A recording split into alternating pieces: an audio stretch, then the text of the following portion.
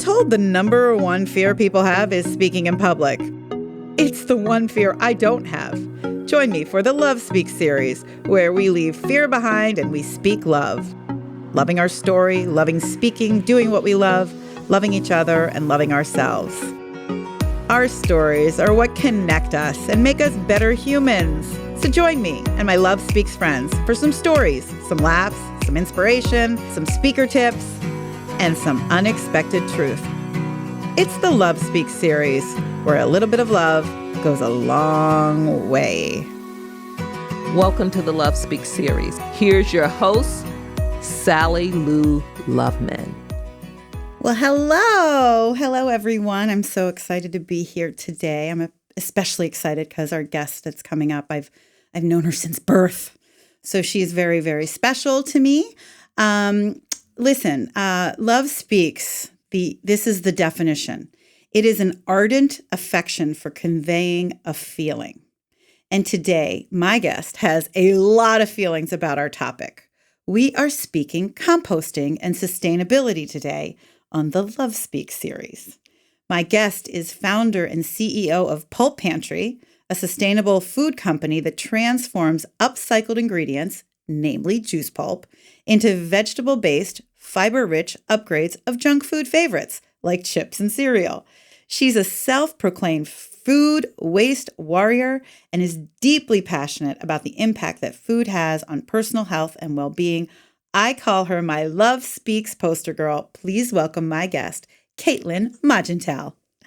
Hi, Katie. Hello, Sally Lou, and thank you so much for having me. I'm absolutely honored, and I love that this is coming full circle. It's so full circle. From birth to now. From birth to now, and there's so much ahead for you.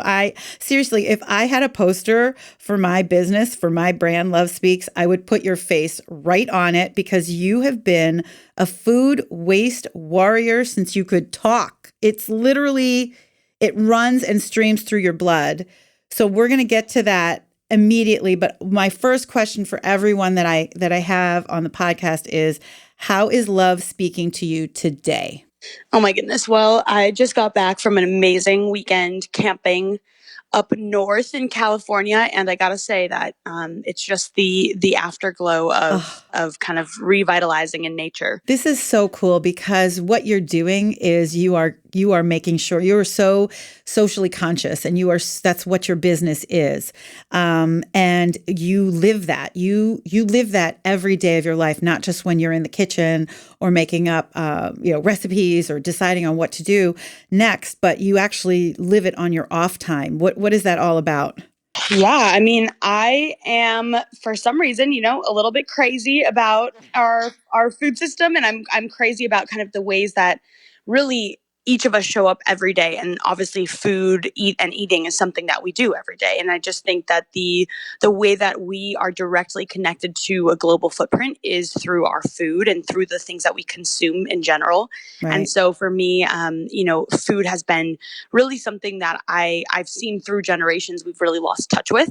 And it's definitely something that I want to kind of bring back into the forefront for my generation, just right. Because it is again this topic and this thing that we do every day that maybe doesn't seem like such a profound thing, but actually does have this global footprint that it leaves behind. So I want to ask you in a bit about how we as individuals, as everyone listening, can make their own personal difference in the life that we live. And there's so many ways to do it. But first, I want to let the listeners know your parents are dear friends of mine. I've known them since I was 22. So I've known you since birth, and I've watched your passion grow from just being a smart, curious child into a CEO who is of her own, for her own business, making changes in the world that will make a difference for your generation and for the generations to come. And I just want you to ask, since we do speak love and speak story here at the Love Speaks series, tell us the Pulp Pantry story. Yeah, so this was kind of, I mean, I really never thought that I was going to be a founder of a company. That was never a story that I told myself. And I went into college thinking, I was going to contribute to really communicating climate science. And so I wanted to kind of be a climate scientist. I remember that. Yeah. And You so you were always diving. You were always doing deep dives. Exactly. And I remember going to a Woman in Science Day and just realizing that there was such a need for more female scientists. And Yeah. I found some role models who were women in science. And really that was kind of this exciting new journey that I was going to go on as I went off to school in California. Do you remember what that woman looked like? Was she like your girl with a clipboard? Like, did she make an impact on you? We went out to Argonne National Laboratories, which is, right outside of Chicago. I mean, it's a 2-hour drive, maybe north. And I remember just meeting female scientists that were working on things like nuclear fusion as a potential energy source. And there were women who were working on all types of kind of things at the intersection of policy and science. And that's actually where, was the most need really, was understanding how to communicate really complicated scientific topics to the general public to get people motivated and activated to kind of work towards, I guess, some of the innovations that were happening in science and bring those into the mainstream. And so that was kind of, I just remember, meeting a few women who really just seemed super relatable. It wasn't, that they were these genius, crazy, mad scientists. But had they been men, they may not have made the impact they made on you because you said, oh, women are doing this and so can I. I mean, totally. But then, obviously also pointing out that there were huge discrepancies in the field and that they anecdotally just talked about how really they were maybe the only female scientist on their team or whatnot. And kind of talking about just why that might be a problem and why that's kind of something that's seen in our culture and how we might take steps to change that. And they were really just there to motivate more women to get into the field. Have you seen it change, at least in the world that you're in? I have. I mean, I definitely think that there's still a gap, but I do feel like there are more women who are kind of stepping up to the plate. I know, at least in my environmental studies program at USC, where I went to college, there were a lot of women in my science programs, right, in my science classes. But I think that once we enter the professional field, that's where some of the gaps start to widen, perhaps.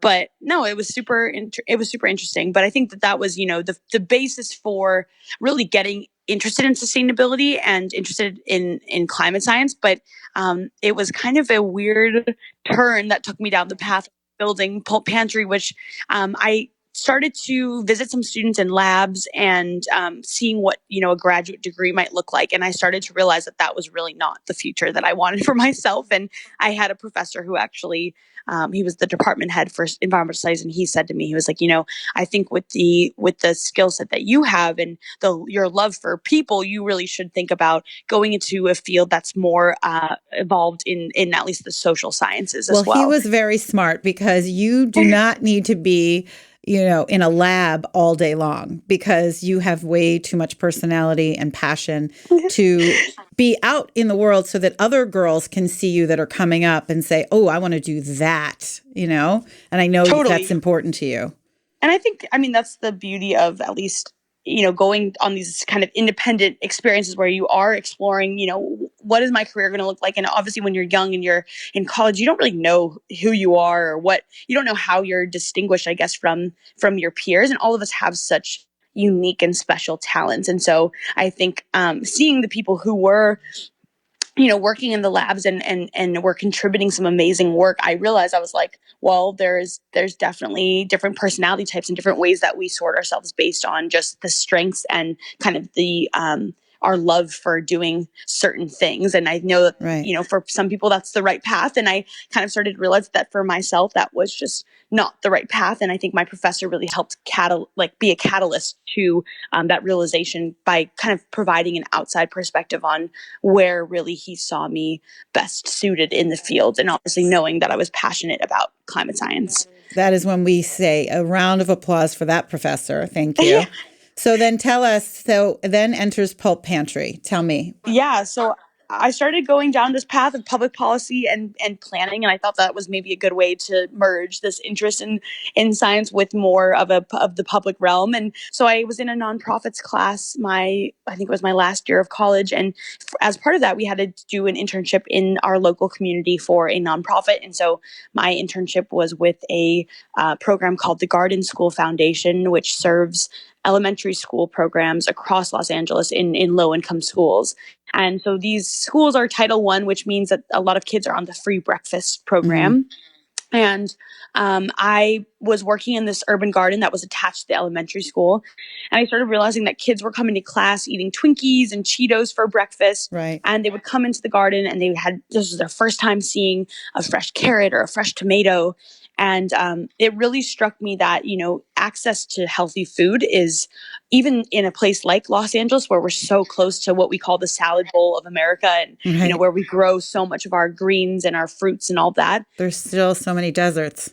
There's still so many food deserts, and there's still so many places where people don't have access to fresh food. And so I really was struck by also how that affected community health and how that affected kids' ability to focus in class. Right. And that was a big issue that we talked about in the garden. And so seeing kids come into class and eating vegetables in different forms, and we were doing cooking classes along with how to harvest those veggies. And I think that's really where I saw the impact that just enjoying foods in different ways and getting creative with food can actually make kids become champions for change within their families, bring more access to healthy food within their community. So that was kind of this aha moment for me. But really what hit me with the idea for Pulp Pantry, which again is this funky idea to turn things like juice pulp and kind of overlooked resources in our food system into healthier foods that hopefully can be more accessible and priced affordably for families, was I was at a friend's house and I saw her juice a carrot, and I was so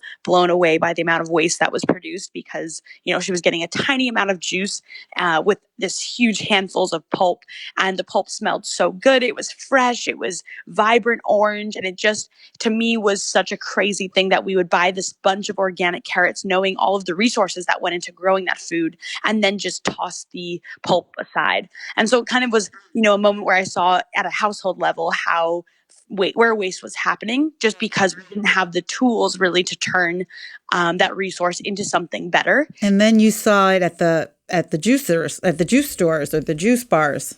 Yes, exactly. And then I started going and kind of asking juice bars what they were doing with their pulp, and realized that this was something that was also a problem for many kind of juiceries in urban areas. And so it started me off on a path where I just was experimenting and collecting the pulp and making things at home. And I pitched the idea to a few on-campus opportunities. Like we had to create our own nonprofit model, which is where really this became kind of a business idea, and then started to pitch on campus at various, pitch competitions to win some grants and all that. So you started Pulp Pantry while you were still at USC?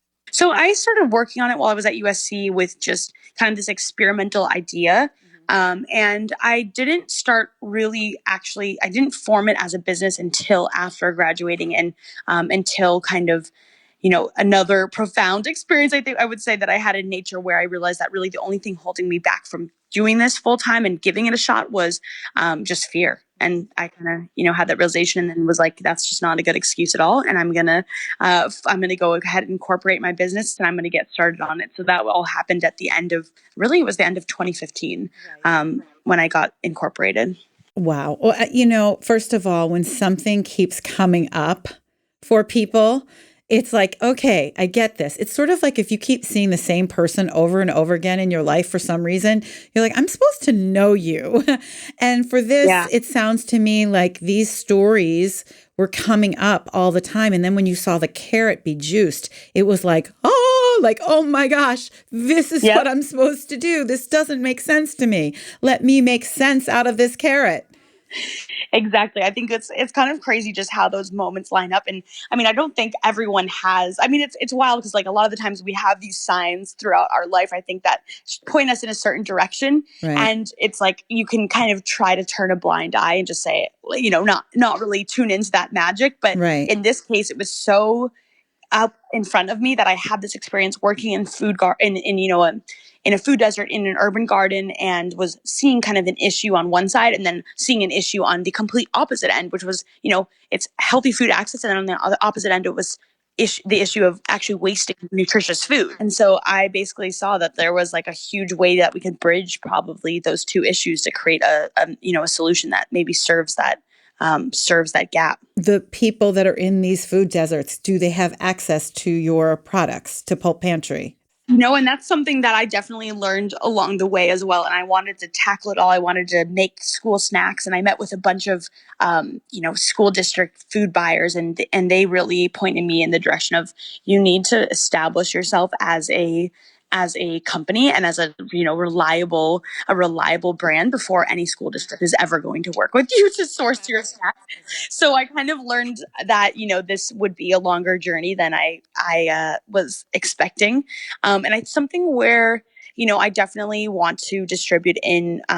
I want to distribute as far and wide as I can, but I also realize that price point is a huge issue. That is something I still grapple with as a small business, and so that's something that it's just about, I'm totally about sourcing the most wholesome ingredients that also kind of contribute to the well-being of our earth and our earth's resources. So thinking about, what are the ingredients that will increase biodiversity and increase kind of these specialty crops that really should be, I guess, more that are contributing to soil health, that really should be used more widely throughout our foods. And so it's really interesting because it's kind of battling both the my instinct, which is really wanting to focus on sustainable ingredients, but also looking at, how is it that we can make sustainable ingredients more accessible from a price perspective. And I will say to you now that it will happen under your watch. I have no doubt that you will figure it out, because one of your first instincts to even do this was working with kids in underserved areas who didn't have the access. So that is always going to be at you and chasing you until you figure out a way to maybe not solve every problem, but at least start small and have momentum, and let that momentum build to when all of a sudden it is accessible. So I look forward to that, seeing that. What was the first, where, and what were you doing? What was the day like when you got your first haul of pulp? Where were you?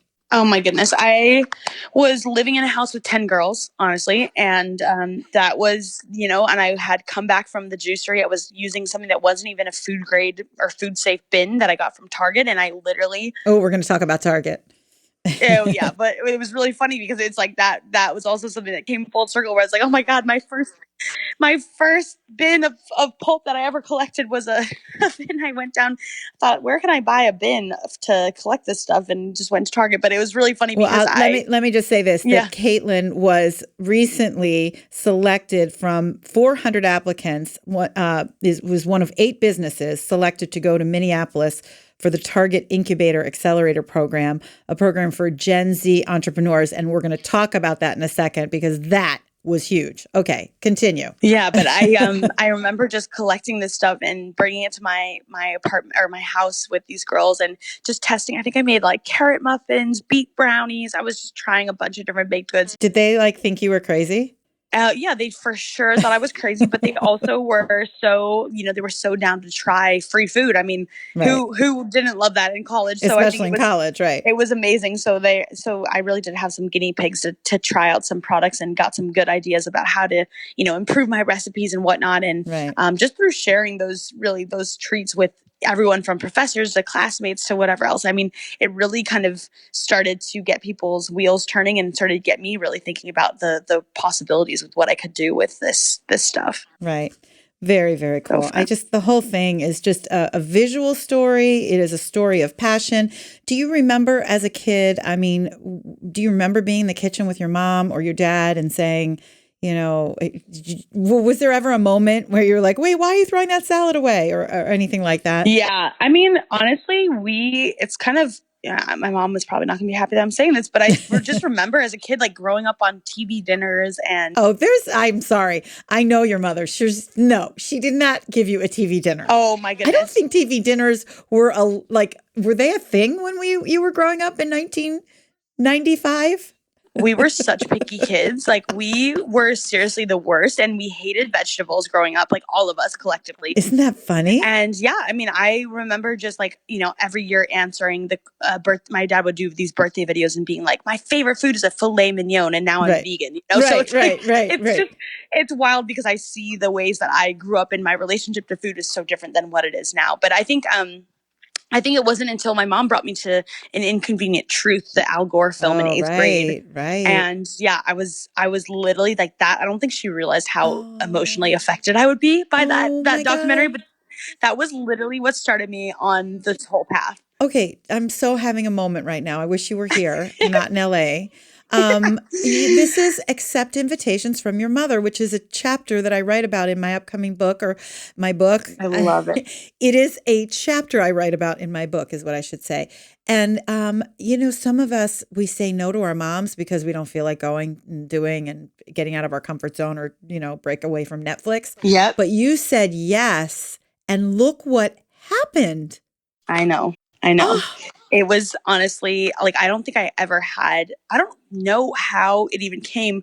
Well, I don't know how it came about that she brought me to that documentary. I don't think I had any passion really for climate change before that. Not that I know of, but right. but really like the way that film just kind of responded with me, I guess, emotionally, Right. and that reaction was pretty amazing. So I owe my mom a lot for just exposing me to those new experiences and kind of getting me curious and excited about just going down this path and exploring, exploring some of the different really pressing issues of our time. But I love that it kind of took a turn to a more That is solutions something I focused lens never too. knew about you. And I love Yes. that. And let's say a big shout out to Cindy Mogentale, my Thanks, friend Mom. and your mom. And a big shout out to my mom, Marianne Oakes, who invited me to the Mike Douglas show when I was 14. And that's when I saw the girl on the set with a clipboard. And that was a moment I could have said no. I had field hockey practice. I skipped it, but I went, and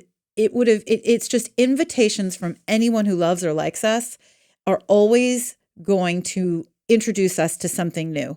And if we say no, we miss an opportunity. And maybe the opportunity wouldn't have changed your life, like created your career like it did for both of us. Yeah.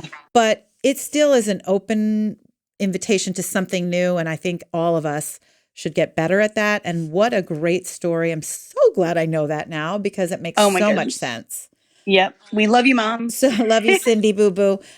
What is your favorite vegetable now? Because you didn't grow up loving them, but now it's your life. So what's your favorite? God, how do I choose a favorite I'm child? sorry, you have Jeez. to. No. You have to choose. I seriously love everything, and I get an imperfect produce box, which is this like Oh, box yeah. of produce delivered to my door, and it's so crazy because the variety that you get throughout the year of like what's in surplus, what's so kind of cool. in season. I mean, I just have experimented with so many different vegetables that I never had any familiarity with, like leeks, like cooking with leeks, and just. I just Right. love, I don't know. I love that the surprises come in that box all the time. And I think, love that. And we're going to post something about where people can access that because I think totally. that is one of the great discoveries of like all this imperfect fruit, and it still tastes great. You just can't sell it. It tastes amazing. Right. Or vegetables. Okay. So favorite vegetable, because I'm asking you your favorite fruit. So you're just going to have to figure it out. Okay. Well, I would say that right now I mean, the others won't care. You can't go wrong with it's. I mean, I know that we're recording this in fall, and so but it will air in the winter. It will air in the winter, but if you've ever had kabocha squash perfectly roasted, it is like the most amazing texture, and it just gets this really kind of like I don't even know how to describe it. It's like gummy kind of. It's like honestly, it's something. I mean, you slice them up and you basically create a little maple tahini dipping sauce, and it is just like a slice of heaven. You don't need anything else. A little salt and pepper, and it's just so good. Yum. Okay. So that has to be my favorite right now. What about fruit? Whew, and I haven't been eating fruit as much as I used to, but I absolutely love apples. And I mean, Apples. again, it's the season for apples, so get your apples. Pink Lady is my favorite. A pink lady. Okay, I love them too. And or I know you are exclusively organic, but is there a fruit or a vegetable that we should never, ever, ever eat unless it's organic? What are those? Basically, any of the berries, like anything that has a really thin skin and a Right. skin that you eat. Obviously, Grapes. that's something where that's it's all gonna go. It's all going to go through the skin and Right. affect the produce. So you definitely want to make So sure. grapes and berries, but like a banana, maybe not as important, but an apple would be. Yeah, exactly. Like avocado, bananas, maybe not as important, but I definitely feel like, just, and it's also knowing a little bit about like how are those fruits and vegetables grown? Because I know some foods, even if they aren't organic, maybe they don't have a high use of pesticides because of the way that the plant grows. Mm-hmm. But yeah, I definitely think that it's This important. is good to know. Yeah. So do you compost at home? I do compost at home. I have a compost turner, which is, a big black bin that we put outside. And I basically just, I feed the compost and it works. It's magic. It's in the sun, so it stays nice and hot and breaks down pretty quickly. Wow. And it's been really easy. I mean, we're a household that doesn't have a lot of food waste. It's crazy. I mean, the way that our generation works, but like most of my roommates are working and really getting food out, Right. either Right. food at work or food, lunch at work and maybe even dinner after work. So it's wild because I really am one of the only ones that cooks a ton at home. Right. And by the way, they're allowing that to happen. I'm sure they're very happy. Yeah. Yeah, totally.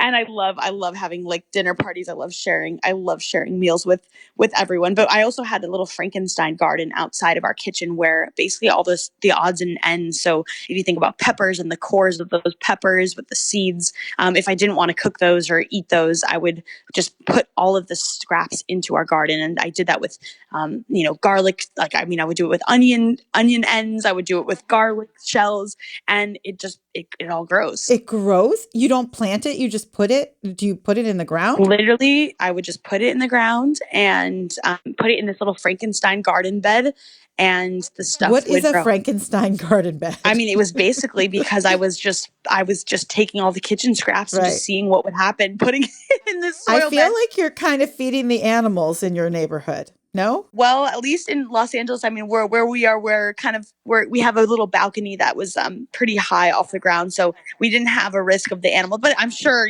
there are definitely some critters down there that would love to eat a Frankenstein garden bed full of just veggie I'm scraps. But sure.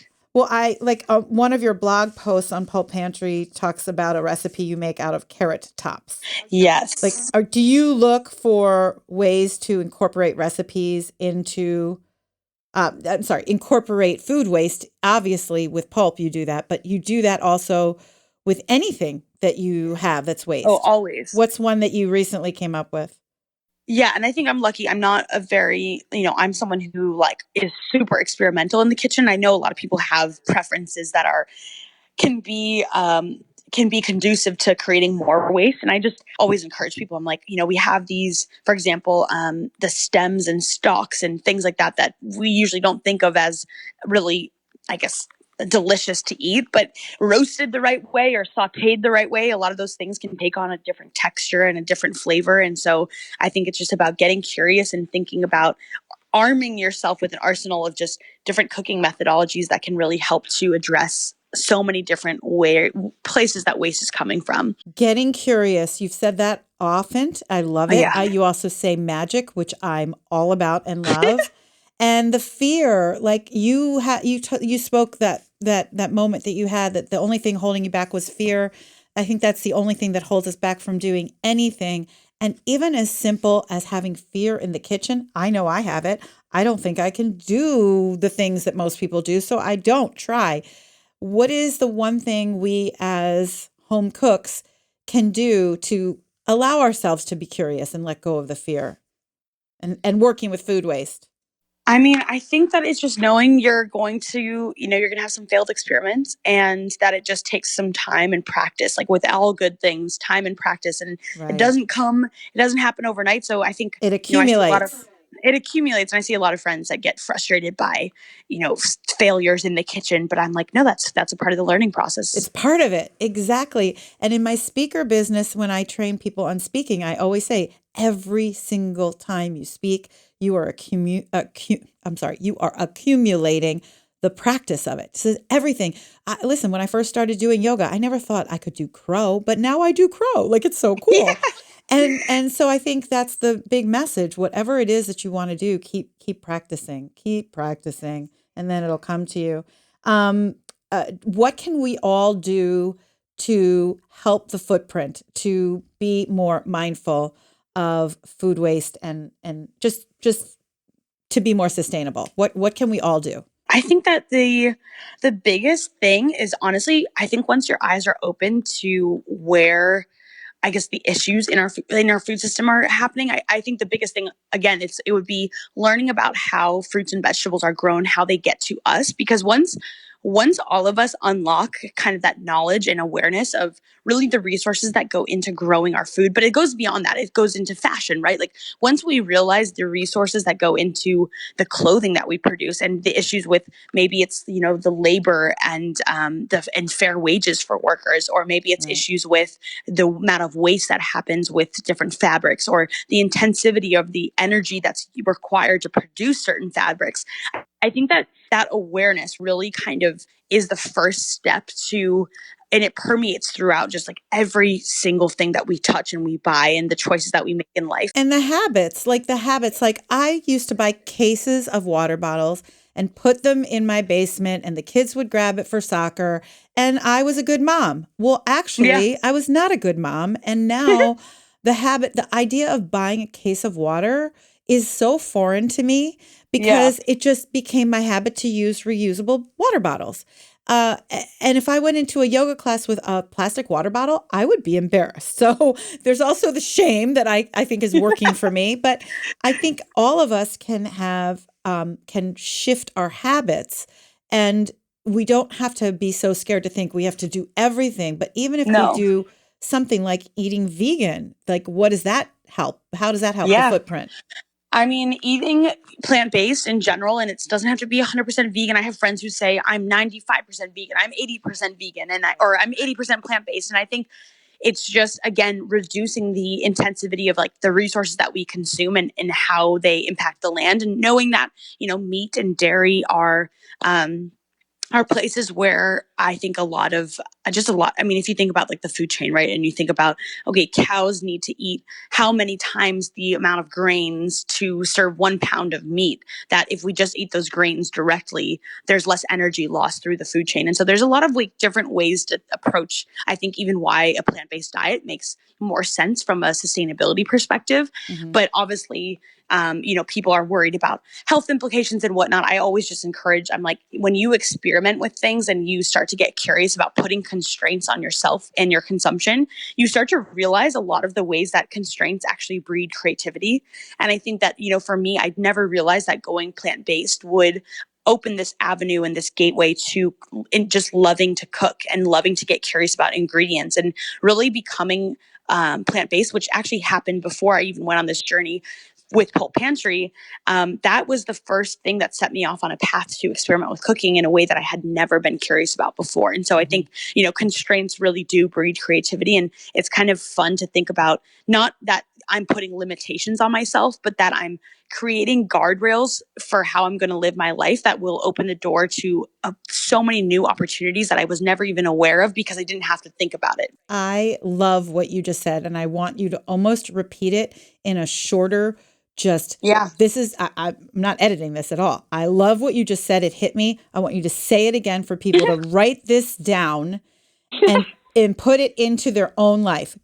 Go. Yes. Yeah. I mean, I'm a huge believer that constraints breed creativity, and that the more that you put guardrails around the way that you live your life, it's not about limitations. It's not about, taking something from yourself and feeling like you're suffering because of it, but it's actually allowing you to open up new spaces for creativity, and it allows you to open your eyes to new opportunities for really adventuring and getting curious about new ways of living and being. It's about yes. It is about yes. Don't think of a no. It's kind of like I've been doing Weight Watchers, and I never thought I could do it because it felt like too much math for me, and I could cheat too many times. But what it really is yes. Yes, there are limits, but what? How do you want to design your day of meal prep or meals or eating or whatever?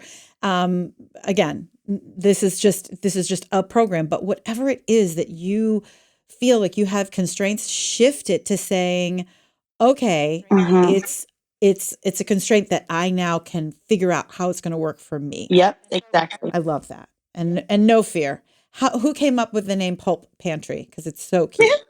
It was actually my friend. Shout out to Taylor Thomas, because Yay, Taylor. she is a marketing genius. She always was. And she was in my nonprofits class, and actually for our project, like, I had this idea, and she was like, well, let's call it Pulp Pantry. And that was the first name that That is came to her so mind. cool. And it's hilarious that it stuck with me. I actually was looking at changing the name this year, and I just could not attach myself to any name the way that because I always thought, I was like, it's kind of cutesy. It's kind of, pulp is a weird word. Like, maybe I can go a little bit more in this kind of, I guess I was trying to be less direct about what what Pulp Pantry was. No, the mystery doesn't work. I love the fact Exactly. that I was you like, said this is it. what we got to do. It's pulp. I think pulp is such a great word. And of course, I'm a big fan for alliteration. And I think I dream in Yep. book titles and taglines and all kinds of things. So I love naming things.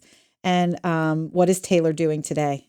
Is she in marketing? Oh, she is killing it. She's working on her own interior design Oh, so cool. company, and I think she's super in that design world, and I know she's going to do great things. Wonderful. Let's talk about Target. So you were chosen out of 400 applicants. You were selected to go to Minneapolis for this the Incubator Accelerator program. What did you learn? How did you feel? Tell us it all. Yeah. So, I mean, basically, the Target program was a complete game changer, and I just, even going to Minneapolis and changing the scenery. I mean, in LA, it gets crazy. And obviously, there's so much going on in this city, and everyone's moving, and kind of, we're all just drinking the Kool-Aid, I think, in a big way. And you talk about like that West Coast, I think New York and the West Coast have this mentality around building startups that's raise a ton of money, build it really fast. And that kind of goes against, I think, a lot of the principles of just like building a regenerative business that's really integrated in community. So true. And so going back to Minneapolis, I really got reconnected with those Midwestern kind of this, not that it's a slower pace, but I think it's just that people really appreciate balance to a much greater extent. And even in Minneapolis, it's such an active outdoor city that people are really enjoying their time outside and are really active. And so I felt like, and there were a ton of zero waste stores. There were a ton of people who were really conscious about, and people shop at co-ops. But the difference about Minneapolis, and you were there in the summer, and LA, is that you have that 24/7, all year round. And Minneapolis has to, like Chicago, your home and mine, has those horrible 6 months of freezing cold, gray. So no question, like in LA, you're not out as much because you got it all the time. In Minneapolis, you're outside as much as you can during the months that you can be. So that is definitely a definite shift. Yes, exactly. Okay. Yeah, and I think, the biggest thing with even the Target program was being connected to people who have this really deep understanding of the industry, either from the retail perspective, but also people who are coming from General Mills and coming from these big brand names, right, and seeing the inner workings of what it's like to build a food brand and a CPG brand that is in today's culture. Okay, explain. What's CPG? So consumer packaged goods. I know, I love the word. Got I it. love the CPG. I love saying CPG. It's so cool. So like you learned things about packaging and pricing and all that kind of thing. Did you have a mentor that worked with you, or many mentors? I had so many great mentors. I think I had about like 10 mentors through the program that I met with at least 2 or 3 of them every week towards the end of the program. And I still, we had one of the amazing food scientists there. Her name is Allison Hahn, and I am so indebted to her because she flew out to LA, spent a weekend with me, and actually came with me to my first production run for a new product that we just launched. Which is what? It's they're called pulp chips, and they're made from kale and celery pulp, but they don't taste like veggies. And it's pretty amazing. They're grain free chips, but I wanted to make something that could really have mainstream appeal. And the chips are definitely something that it's a neutral flavor profile, but it still has that ethos of using sustainable ingredients, telling the story about food waste and upcycling, and how we can really do better to fix our food system. And yet it comes in a delicious package. So she flew out and she came up with me to my first production run, which I was super nervous about, obviously, because it's time for the big leagues, and we're doing a full production run. I wanted to make sure it ran smoothly, and so yeah, they've just been Target's been amazing, and they really have just catapulted me to the next level and really given me some more awareness about how the industry works, so that I feel prepared to, launch a product that really could extend to a national, I think just as a national brand and not just this local LA, right. phenomenon. And get you closer to what drove you to begin with, is to get this kind of access, give that kind of access to people who don't have it. And as you grow, you will be able to get into stores like Target, where maybe that would give more access. And being an entrepreneur is very isolating. For me, I worked at the Oprah Winfrey Show, and I was with, people 24/7. And now as an entrepreneur, I am really bad at that. Like, I don't like being alone. So I guess being in community with all of these other, entrepreneurs who were your generation, as well as the mentors, that must have just added something that you can't even put a price tag on, right? No, exactly. Yeah. I mean, How do you find your community when you're now back at the grind, building Pulp Pantry? oh my gosh, yeah. It's not easy by any means. Well, LA has been really good to me, and there's so many benefits. There's a ton of like women in business and women especially in food types of groups around here and I've grown a great group of friends that are entrepreneurs and are business owners, and they're, people who are in my age range, really, which is like pretty outstanding, just how many women are really coming into the field and stepping up and changing each individual industry. I have a friend who has like a vitamin company that's really changing the face of vitamins and supplements. And I have friends that are, changing really supplements again with real organic superfoods, and, bringing that into an everyday kind of lifestyle. Let's just talk about millennials or Gen Yeah. Z or whatever you want to call these incredible people who get a bad rap often. And in every bit of my dealings with anyone your age-ish, has been nothing but wow for me. Like, I can't believe how you all are changing the planet, the world, how driven you are, how creative you are, how fast at speed lightning things go with you all. What takes me 7 hours would take you 7 minutes, but it's just, I'm so grateful. My niece, you may follow each other, I can't remember, but Cameron Linville, has a platform called Freckled Foodie, and she has just really taken off like you have, and helping people, eat well, healthy, and accessible, easy recipes. She does a lot of food prep, and she's a health coach and all of those things. And it's really important. And she walks the walk just like you do. This is not just, oh, I'm doing this today and tonight I'm going to go eat unhealthy. But I just want to say that being surrounded by other people like that, I'm sure it doesn't have to always be older people to be mentors. I'm sure you're finding mentors right within your community of your own age. Mm-hmm. Totally. Yeah.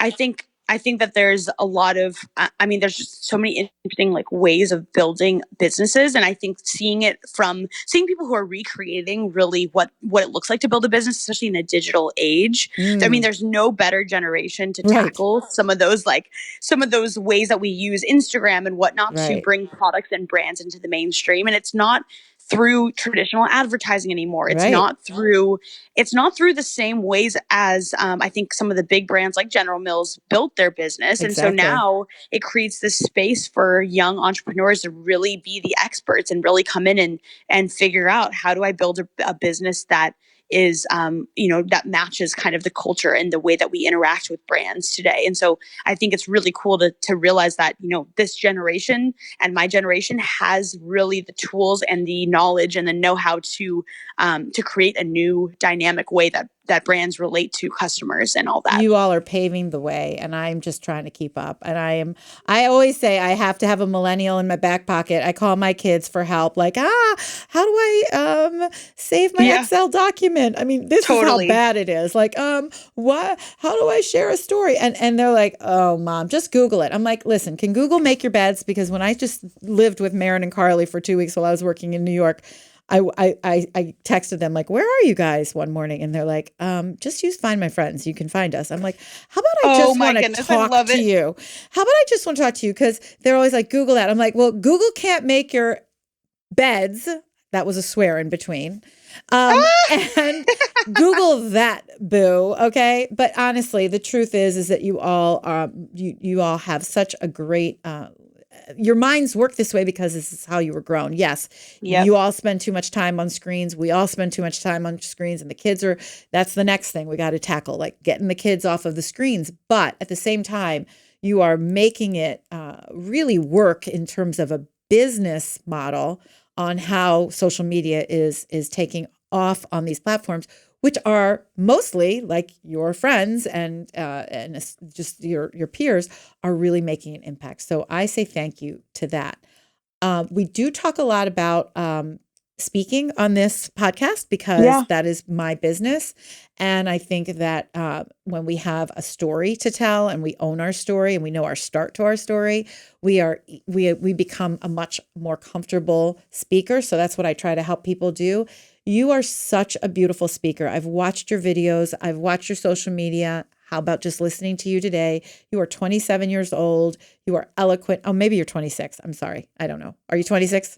Are you 26? 26. 26 years old. I was just assuming you were Maren's age, my daughter. But you are 26 years old. You're the CEO of your own company, obviously. Well, not obviously. You are the CEO of your own company. And I just want to ask you, what is your secret to engaging an audience? Oh, gosh, I had this one moment. And I remember it was like, I had to speak I think it was a pitch, and it was going to be in front of like 400 people or something crazy like that, which was the biggest audience I had ever spoken in front of. And I had this realization before going on stage that was literally like this aha moment for me, where I just kind of realized the only reason why I would get nervous to speak would be because of like ego. And I just I kind of had that realization where I was like, the only reason why I'm nervous is because I'm not focusing on the message I'm trying to deliver and the importance and the purpose of what I'm trying to say. I'm focusing on myself. And so I'm focusing on how people are thinking about me and me and me and me. And so I just kind of realized, I was like, if I focus on the content and the purpose of what I'm trying to say and not on who I am in my body, in my physical body, I won't get nervous. And ever since then, like it literally just that reminder to be, and of course, like for everyone, I think once you have a truth that just comes into light, it's kind of like, that's that moment where it all clicks. And just me saying that it's about your ego and blah, blah, blah, like that's not enough necessarily to make it painless for anyone. But I think that really knowing that in my heart became the moment where I was like, I'm totally fine. You are speaking my language, Kaitlin. I will tell you, you couldn't have said it more eloquently because you are a beautiful speaker. I always say that purpose, when you're in your purpose, fear has no access. Fear can't access anyone who knows exactly why they're supposed to be there and knows exactly all the content because it's part of who they are. It's part of their DNA, like we were talking about earlier. So I always say that, when you are speaking, if you know you're in your purpose, you're supposed to be there. And that's a mantra I tell everyone. Repeat to yourself, I'm supposed to be here. I'm supposed to be here. And then the ego goes away. And guess what? It's never about you. It's about your audience. So the minute you engage your audience and it becomes more about the audience, fear goes bye-bye. I love, love, love that you already know that at your young 26 years of age. It has taken some time, but I think that all of us have the day where it's like, all right, this is it. It's working. It's all the work is coming together. When it clicks, it sticks, man. It is like, oh, I'm in it. I get it. This is why I'm here. What's exciting you most right now? What's most exciting me is definitely, I'm kind of entering a new stage in my business where it's focused less on just figuring out how the heck I'm going to make this whole thing work. And I think getting to a point where I'm like, all right, it works on the back end. Now let's go get out there and let's bring this brand into the forefront and let's go sell some chips. Like that's really, to me, like that's Right. a really fun stage now that I don't have to focus on the operational, the product development, all of that stuff, but I actually get to go out there and just go hustle. And I think it's going to be a new uncomfortable thing for me, but it's also going to be another opportunity to grow and learn. And I'm really excited. I think that is the key, and try to put that uncomfort away because you're already doing it and you're supposed to be here. So there you go. Where can we find you? Tell us your platforms and everything and where we can buy chips. So we have Pulp Pantry on all social media, obviously. So I love Pinterest is a new thing for me. And actually, if people are interested in zero waste recipes and how to use juice pulp, etc., we post a lot about that on our Pinterest board, and we have a zero waste kind of Pinterest and just some cool stories about upcycling and ways that new brands in the space are taking materials that like pineapple skins to make leather. And so there's a lot of really cool stuff that I'm doing on Pinterest. I think it's my new favorite platform. But then obviously Instagram, we do a lot about food waste facts, kind of help people to understand like what the issues are behind the scenes of why we're so passionate at Pulp Pantry about solving some of these issues in our food system. And then of course our blog, which you mentioned, that does have, we're going to be doing more content just about how people can, I think, live just a more conscious lifestyle about and really think about the ways that their consumption does impact, I guess, a global landscape. So that's all fun. And then little changes help. Okay. And where can we buy the actual product? pulppantry.com and Amazon for now. And we'll continue just building out some online grocery options before we go the retail direction, which is, Speak into the universe where you would like to see your products sold. Oh my gosh. Just say it in the universe, your wish. Thrive Market. I love their model, all about, accessible organics, and really any co-ops I think are so amazing, the way that they invest in the community. And so I think looking at aligned retailers who really share a vision for the future that is similar to ours. Whole Foods obviously is along that thread as well. Erewhon in Los Angeles. So there's too many cool things happening in this space. I'm like, so much. And that's the most exciting part of it. And you're leading the way. Okay, let's talk love. We're going to just do a lightning round of things we love and you love. And actually, it's really just about you on the Love Speaks series. Okay, the word you love the most. The word I love the most, we use curious so much today. Why not throw that one in there? It there? has been a word you have used, and I love that. Okay. I know you live in LA, but the season you love the most. I really miss fall now. I know. We just had a nice fall. I'm sorry. I know you need to come home more. Okay. Oh, some of these I've already asked you. Okay. The TV series that you love the most. Do you watch TV? Can socially conscious people watch TV? I honestly don't have a TV, so that's. I knew it. I'm like, why did I write this down? I know Kaitlin doesn't have a TV. I will say that whenever I go home and I'm lucky enough to spend some time with mom, she always happens to be watching some crazy shows like The Bachelorette.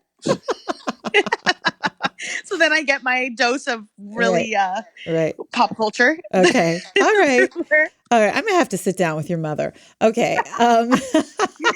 What do you love most about yourself?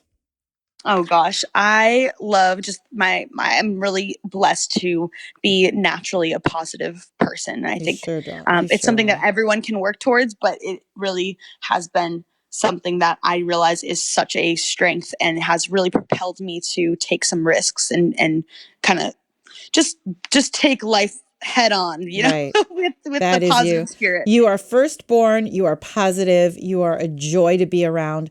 Your best advice ever given to you, and who gave it to you?